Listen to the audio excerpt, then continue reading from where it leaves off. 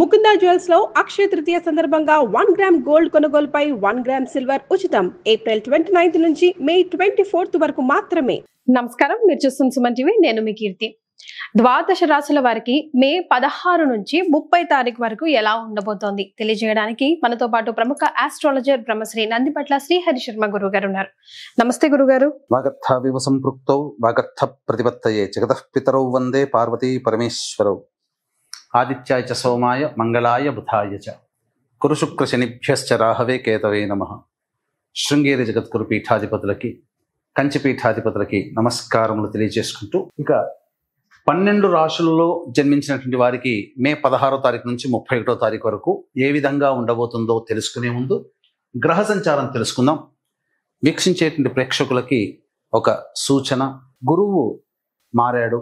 అలాగే 18వ తారీఖు నుంచి రాహువు కేతువు కూడా మారబోతున్నారు. అంటే ఉన్నటువంటి నవగ్రహాలలో ప్రధానమైనటువంటి గ్రహాలు మారబోతున్నాయి.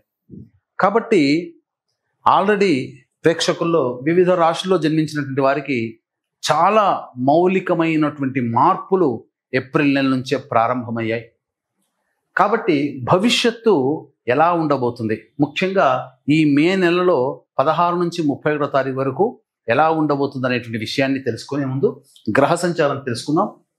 మేషంలో బుధుడు, అలాగే వృషభంలో రవి, మిథునంలో గురువు, కర్కాటకంలో కుజుడు, అలాగే 18వ తారీఖు నుంచి కేతువు సింహంలో, రాహువు కుంభంలో. ఇక చూసుకున్నట్లయితే వెరసి ప్రధానంగా 3 గ్రహాల కలయిక మీనరాశిలో, శుక్రుడు శని రాహు యొక్క కలయిక. ఇది ప్రధానంగా గమనించదగినటువంటి విషయం. సో ద్వాదశ రాశుల్లో భాగంగా మే 16 నుంచి 31వ తారీఖు వరకు మేష రాశికి ఎలా ఉండబోతుంది గురుగారు? మే 16వ తారీఖు నుంచి 31వ తారీఖు వరకు మేషరాశిలో జన్మించినటువంటి వారికి ఏ విధంగా ఉండబోతుంది? రాశిలోనే బుధుని యొక్క సంచార ప్రభావము. ఈ కారణం చేత ప్రధానంగా బద్ధకం ఎక్కువగా ఉంటుంది ఈ యొక్క మేషరాశిలో జన్మించినటువంటి వారికి. ఈ 15 రోజుల పాటు అనుకున్నటువంటి పనులు పూర్తి కాలేకపోవడము, లేకపోతే ఇతరుల మీద ఆధారపడాల్సినటువంటి ప్రతి సమస్యకి ఇతరుల మీద ఆధారపడాల్సినటువంటి రావడము, మీ స్వయం శక్తి ఎందుకు కొరగాకపోవడము అనేటువంటిది గోచరం అవుతుంది. కాబట్టి జాగ్రత్తలు ఉండాలి. ఇక రవి వృషభ రాశిలోకి సంచారం చేస్తున్నటువంటి కారణం చేత ప్రధానంగా కొంతమేర ధన నష్టం అనేటువంటిది, అలాగే ఉద్యోగ వ్యాపార సంబంధమైనటువంటి విషయాల్లో కొంత భయము కలుగుతుంది. అంటే ఏంటి ఇక్కడ భయము? ఇన్ ద సెన్స్ ఏదో జరగబోతుంది అనేటువంటి ఒక అభిప్రాయము. కుటుంబ సభ్యులతో జాగ్రత్తగా ఉండాల్సినటువంటి పరిస్థితి. ఇక తృతీయ మందు గురువు చాలా మటుకు మేలు చేసేటువంటి అవకాశాలే గోచరమవుతున్నాయి. కాబట్టి ఎక్కువగా భయాందోళన పడాల్సిన అవసరం లేదు. గురువు అనుకూలంగానే ఉన్నాడు. కానీ ఇక్కడ ప్రధానంగా వచ్చిన చిక్కల్లా కూడా ఈ మేషరాశిలో జన్మించినటువంటి వారికి అర్ధాష్టమ కుజుడు మరియు ఏలిన నాటి ప్రభావం ప్రారంభమైంది. ఈ కారణం చేత ఏ పని అనుకున్నప్పటికీ కూడాను పలు రకాల సమస్యలతో ప్రారంభమవుతుంది, సమస్యలతోనే ముగిస్తాయి.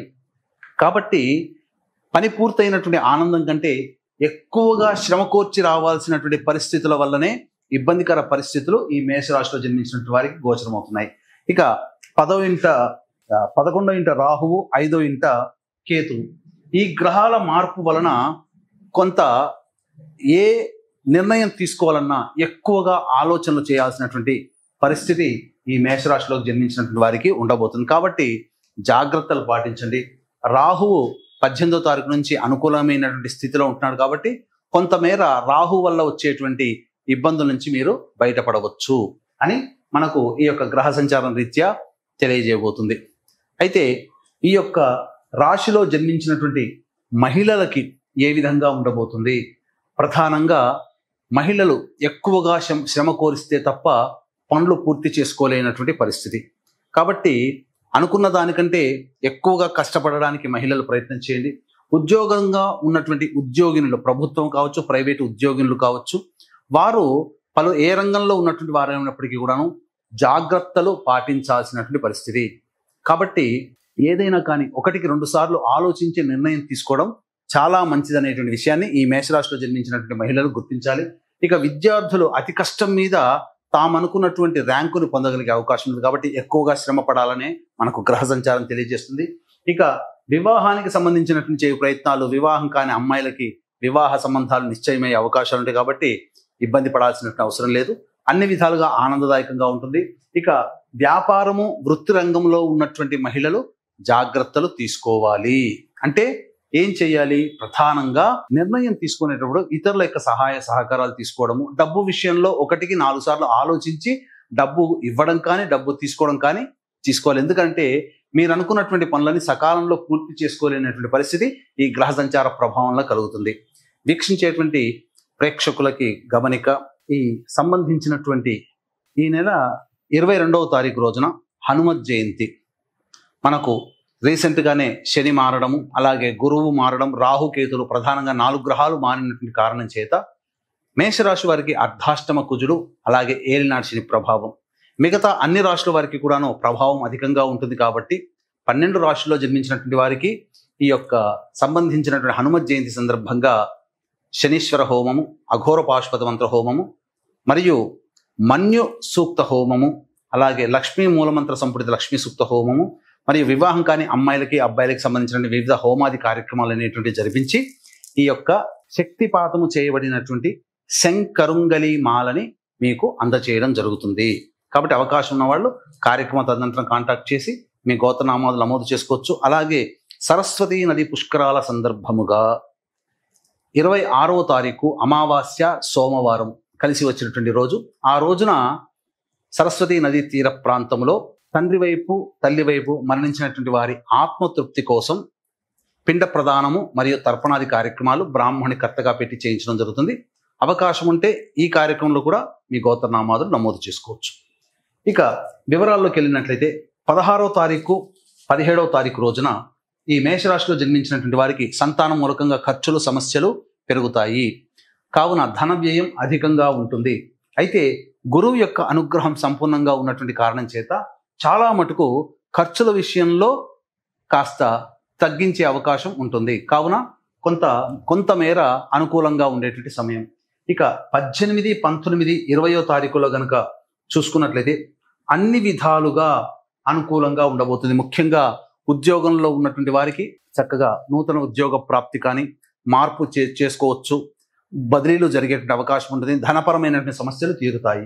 21, 22వ తారీఖులో కూడా అన్ని వృత్తి ఉద్యోగ వ్యాపార రంగంలో ఉన్నటువంటి వారికి ధనపరమైనటువంటి సమస్యలు తీరబోతున్నాయి. అవసరానికి మించిన ఖర్చులు అన్నీ కూడాను సర్దుబాటు చేసుకోగలుగుతారు, ఆనందంగా జీవించగలుగుతారు.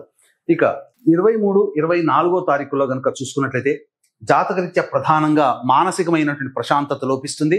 అలాగే ఏ పని చేయాలన్నప్పటికీ కూడాను ఆ పని యందు ఆసక్తి ఉండలేకపోవడము, అలాగే జిగ్జాగ్ లాగా ఒక వ్యవస్థ ఉండడం అనేటువంటివి దూర ప్రాంత ప్రయాణాలు కూడా సూచన చేయబడుతుంది.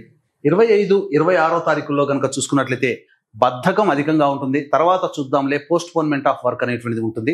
కానీ పెండింగ్ లో ఉన్నటువంటి పనులని బాధ్యతగా కొంతమేర పూర్తి చేసుకోగలుగుతారు. విందులు వినోదాలు కుటుంబ సభ్యులతో ఆనందంగా గడుపుతారని చెప్పవచ్చు. ఇక 27, 28వ తారీఖులో కనుక చూసుకున్నట్లయితే ప్రధానంగా ఉద్యోగ సంబంధమైన విషయంలో కొంత అనిశ్చితి, ఒక భయాందోళన 27, 28వ తారీఖుల్లో ఉంటుంది. ధనము ఖర్చు అధికంగా ఉంటుంది. కుటుంబ సభ్యులతో జాగ్రత్తలు పాటించాల్సినటువంటి పరిస్థితి. ఇక 29, 30వ తారీఖులో కనుక చూసుకున్నట్లయితే రాని బాకీలు వసూలవుతాయి. ధనపరమైనటువంటి సమస్యలన్నీ కూడాను తీరుతాయి. అలాగే అన్ని విధాలుగా ఆనందదాయకమైనటువంటి పరిస్థితిలో ఉంటారని చెప్పవచ్చు. ముఖ్యంగా మీ యొక్క సమస్యలకి సోదర సోదరీమణులు మిత్రుల యొక్క సలహా సహకారాలతో మీ సమస్యల్ని పరిష్కరించుకుంటారు. ఇక 31వ తారీఖు రోజున మీ ఆరోగ్యం పట్ల శ్రద్ధ వహించాల్సినటువంటి పరిస్థితి.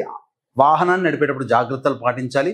గృహోపకరణాలు మరియు గృహ మరమ్మతులకి ఎక్కువగా ధన వ్యయం చేయాల్సినటువంటి పరిస్థితి వస్తుందని చెప్పవచ్చు. అయితే ఇక్కడ ప్రధానంగా వీక్షించేటువంటి ప్రేక్షకులకి ఈ యొక్క 16వ తారీఖు నుంచి 31వ తారీఖు వరకు వచ్చేటువంటి సమస్యల నుంచి బయటపడడం కోసం ప్రతిరోజు తులసి చెట్టు దగ్గర ఆవు నేతితో దీపారాధన చేసి విష్ణు అష్టోత్తర పారాయణం చేసి మీరు ఇంటి నుంచి బయటికి వెళ్ళండి. అన్ని విధాలుగా మీకు ఆనందదాయకంగా ఉంటుంది.